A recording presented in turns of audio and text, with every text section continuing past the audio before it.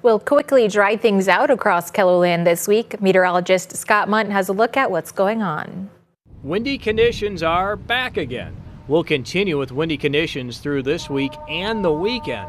Along with the wind, temperatures will be above average, and it brings back the idea that fire danger will be a concern.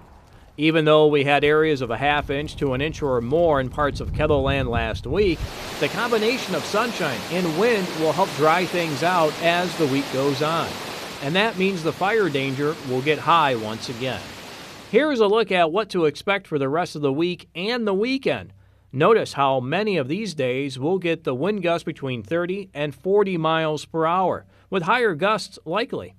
As we warm to the 70s this weekend, expect southerly winds with gusts of 35 to 40 miles per hour.